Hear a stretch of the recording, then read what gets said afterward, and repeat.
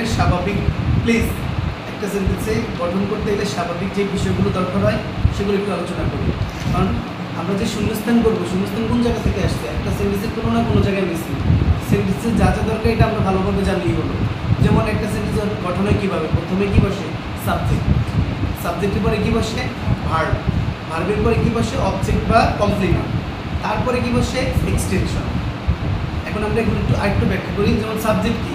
Subject হলো যে কোনো একটা সেন্টেন্সের মূল বিষয়বস্তু। আর সাবজেক্ট হিসেবে আমরা নাউন বা প্রোনাউন ইউজ করি। এটা ভালোভাবে মাথায় রাখবো। তার মানে সাবজেক্টের জায়গায় গ্যাপ থাকলে আমরা নাউন বা প্রোনাউন ইউজ করব। আর সাবজেক্টের পরে যে ভার্বটা বসে এটা বসবে টেন্স এবং ভয়েস অনুযায়ী। তার মানে কি সাবজেক্টের পরে যে ভার্বটা ইউজ করব সেটা ইউজ করতে গেলে আমাদের প্রথমত টেন্স চিন্তা করতে হবে। টেন্সটা কিসের উপর নির্ভর করে? সময়ের উপর। তাহলে আমরা ঘটনার সময় বোঝার চেষ্টা করব, নিজেকে নিজে কোশ্চেন করব যেটা কোন সময়ের ঘটনা। অটো তো আর বুঝবো না যেটা কোন সময়, সময় তো সবসময় উল্লেখ থাকে না। নিজেকে নিজে কোশ্চেন করতে হবে যে এটা কোন সময়ের ঘটনা, সেই অনুযায়ী আমরা টেন্সটা ঠিক করবো। পাশাপাশি আমরা ভয়েসটা ঠিক করবো। এটা অল টাইম করবো। তোমরা কিন্তু এটা করতে চাও না, তোমরা করতে চাও না। রুল শিখো, রুল জানো কিন্তু প্রয়োগ করতে চাও। অটো যেটা মাথায় আসে ওইটাই লিখে দাও।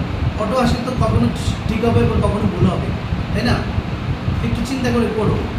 তো টেস্টটা চিন্তা করবো, তারপরে ভয়েসটা হচ্ছে সাবজেক্ট নিজে কাজ করলে অ্যাক্টিভ হবে, আর অন্যের দ্বারা করা হয় বুঝালে প্যাসিভ হবে। অ্যাক্টিভ হলে অ্যাক্টিভের গঠনে ভার্বটা লিখবা, প্যাসিভ হলে প্যাসিভের গঠনে ভার্বটা লিখবা। কিন্তু ভার্বের পরে যেটা করবো সেটা হলো অবজেক্ট হতে পারে। অবজেক্ট কীভাবে বের করবো? ভার্বের যদি আমরা কী বা কাকে দ্বারা প্রশ্ন করি তাহলে আমরা অবজেক্ট করবো। সবসময় এটা খেয়াল করবা যে কী বা কাকে দ্বারা প্রশ্ন করে কিছু পাওয়া যায় কি না। যদি পাওয়া যায় সেটা অবজেক্ট হবে। আর অবজেক্ট হিসেবেও কিন্তু আমরা নাউন বা প্রোনাউন ইউজ করি, এটাও মনে রাখবো ভালোভাবে। আর অনেক সময় ভার্বের পর অবজেক্ট হতে পারে বা কমপ্লিমেন্টও হতে পারে। কমপ্লিমেন্ট জিনিসটা কি? যেটা দ্বারা সাবজেক্টের পরিচয় বোঝানো হয়, অবস্থা দোষগুণ বোঝানো হয়। ভার্বের পরে বসে যেটা সাবজেক্টকে নির্দেশ করে সেটাই হলো কমপ্লিমেন্ট। আর কমপ্লিমেন্ট দ্বারা পরিচয় বোঝানো হয়, অবস্থা বা দোষগুণ বোঝানো হয়। পরিচয় বোঝালে আমরা নাউন ইউজ করি, আর অবস্থা দোষগুণ বোঝালে আমরা অ্যাডজেক্টিভ ইউজ করি। আর সাবজেক্ট কমপ্লিমেন্টের মাঝে কিন্তু লিঙ্কিং ভার্ব বসে। কিছু লিঙ্কিং ভার্বের লিস্ট তো দেয়াই আছে তোমাদের, সেটা মুখস্থ করে ফেলবো।